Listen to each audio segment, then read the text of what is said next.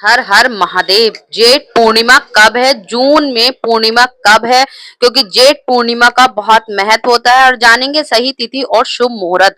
जेठ पूर्णिमा के दिन पवित्र नदियों में स्नान करने का बहुत महत्व होता है, क्योंकि जरूरतमंद दान देना बेहद लाभदायक माना जाता है और कहा जाता है कि इस दिन किए गए पुष्प कर्म जीवन में सुख, शांति और समृद्धि को लेकर आते हैं। अगर पूर्णिमा के दिन करते हैं आप ये स्नान, दान और शुभ मुहूर्त, पूजा विधि, ये सब चीजें जानेंगे आज इस वीडियो में। हिंदू धर्म में पूर्णिमा तिथि का विशेष महत्व है।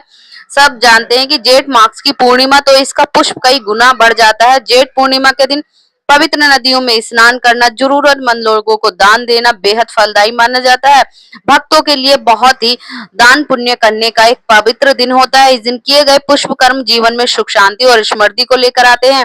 खास तौर पर महिलाएं इस दिन वट वृक्ष की भी पूजा करती हैं। पेड़ों के चारों ओर कच्चा धागा लपेट कर व्रत रखती हैं। इसी परंपरा के कारण इस दिन को वट पूर्णिमा या वट सावित्री पूर्णिमा भी कहा जाता है, क्योंकि इसका बहुत ज्यादा महत्व होता है। और जेठ पूर्णिमा 2025 में कब है? तो दोस्तों नोट कर लीजिए, साल 2025 में जेठ पूर्णिमा 11 जून 2025 को मनाई जाएगी।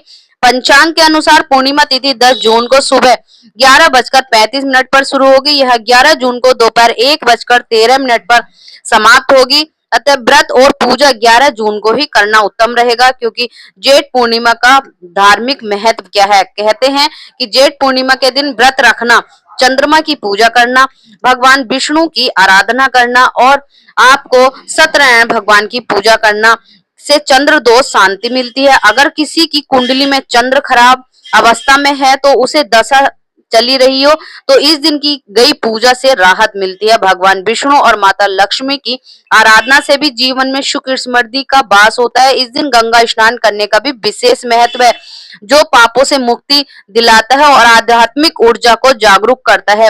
तो अगर आप स्नान कर सकते हैं नदी में, पवित्र नदियों में, तो और भी अच्छा है। अगर नहीं कर पा रहे हैं तो घर पर भी आप गंगा जल डालकर इस दिन स्नान करना शुभ माना जाता है। विवाहित महिलाओं के लिए क्यों खास है यह दिन? विवाहित महिला इस दिन वट वृक्ष की पूजा करती हैं ताकि उन्हें वैवाहिक जीवन में प्रेम और सौभाग्य प्राप्त हो। व्रत से सास ससुर के साथ संबंध की मधुरता आए और घर में खुशहालियों का वातावरण बना रहे।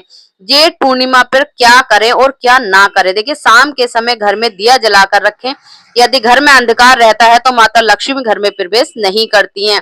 काले कपड़े पहनने से बचे, क्योंकि यह नकारात्मक ऊर्जा को बढ़ावा दे सकता है।